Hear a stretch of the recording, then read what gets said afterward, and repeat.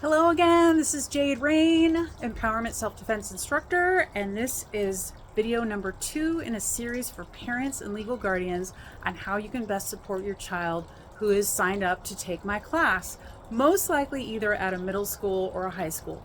So, first thing I'm going to go over is just a few very simple logistical things to help make sure your child lands in the class all 4 sessions. We typically meet once a week after school, 10 minutes after class gets out, for 4 weeks in a row.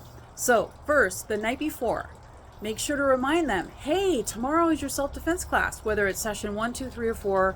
Remind them the night before. Put a big hot pink or bright orange piece of paper on the kitchen table, on the fridge, on the door as you leave the house, in the car. Put a large bright note out to help you remember, to remind them, and to help them remember.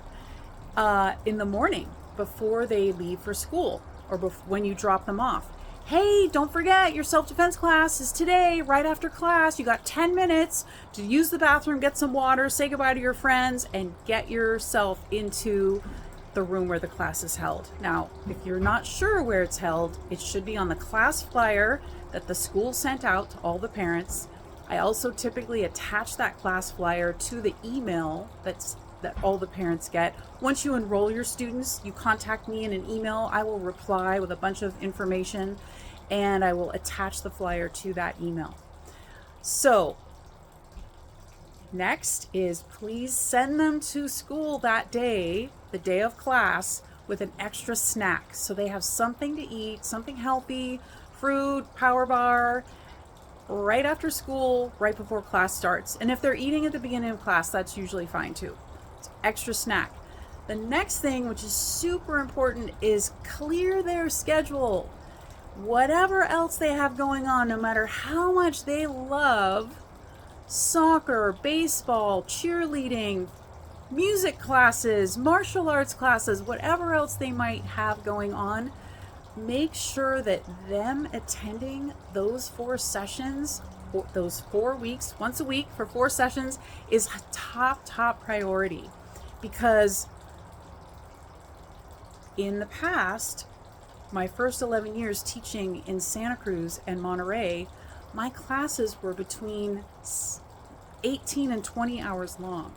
And when I moved here 20 years ago to Sonoma County and started teaching, typically I was teaching shorter classes, like these 8-hour classes in the schools or a 6-hour class on a Saturday. And I had to pare down all the material and all the information into the most essential pieces, most important, most essential elements of the class. And each session is packed. And what I have found in a class at a middle school or a high school, especially larger classes when there's like 16 to 20 students, there's a little bit of chaos and they're a little bit of distracted, and there's a part of the class where I'm just reining them in and getting their attention, and so the class is packed. Please trust me, you want them to be there until the very end of every session. So please let their coaches know, or music instructors, hey, so sorry, my child is taking a very important self-defense class. Your child will be learning essential life skills to help boost their confidence, help give them a voice, help them set boundaries, help them deal with unwanted touching of all kinds, and physically and verbally defend themselves if they were ever in imminent danger of serious bodily injury, like a physical assault or a sexual assault. And bottom line, these skills could save their lives. They could be in a situation that is potentially deadly. That is potentially how dangerous the scenarios could be that they could face in real life, like an abduction, for example. So please prioritize them being in the class all 4 sessions until the end, especially the last session, because we're going to have a closing circle. I do a fun raffle where I give some cool stuff away, and I give each of them some important things to help them remember the material that they learned. And you don't want them to miss the end of the 4th session, especially. Of course, things come up, like they might get sick, or they have an injury, or there's a family emergency.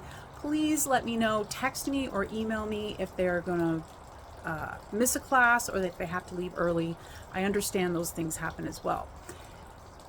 The other really important way you can support your child is when they get home after class or you pick them up, ask them what they learned. Now, every week they have homework. Every week of every class I teach in a school, I give them homework and I say, you're going to go home tonight and find mom, dad, grandma, brothers and sisters, whoever you live with, and teach them what you've learned. Don't just tell them. I do not want them just to tell you about what they learned. I want them to actually physically stand up in your house and show you and teach you what they've learned. And I would like you, I'm inviting you to please support them and be enthusiastic, give them your full attention for like at least 10 or 15 minutes and stand up with them and practice along with them. In the first class session, for example, I always teach something called defensive stance. I talk to them about their legal right, when we have the legal right to physically cause pain and injury, to physically defend ourselves, when we don't. I teach them how to yell really loud, strong, fierce, powerful yells that are commands. Please ask them to show you those. And please encourage them or let them know, unless you have a baby that's sleeping, but please encourage them to actually yell loudly with you in your house.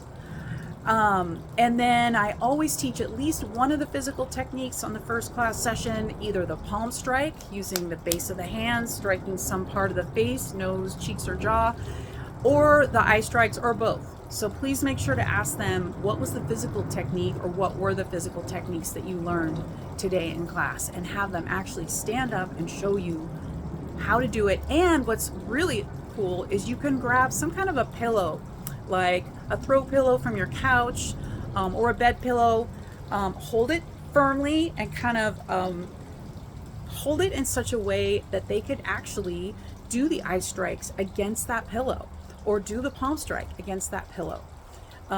We use something called shields in my classes. You could certainly go online and purchase a small shield.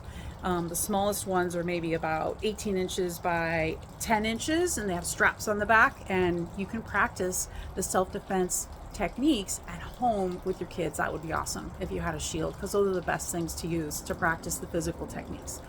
Okay, so make sure to do that after session 1, 2, 3, and 4, and all the things they're learning is going to build. There's going to be more and more and more every week, right? So this maybe leave like 20 or 30 minutes for them to show you everything they've learned after class 4.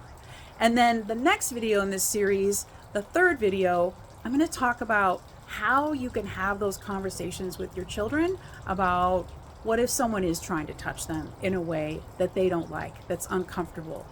How do you have those conversations? What are the key points that you want to reiterate to your child multiple times over the years to really give them your support in setting boundaries, walking away, running away, getting to safety, telling a safe adult as soon as possible, whether that's you or the one of their parents or a grandparent or their favorite aunt or the school counselor or the school principal, depending on where it happens, right? And then if you believe a crime has happened, someone attempted to commit a crime against your child, or they did commit a crime against your child, then to support them in reporting that to the police. So that's coming up in session 3. So if you got to the end of this video, please like, please subscribe to my channel, and I'll see you in the next video.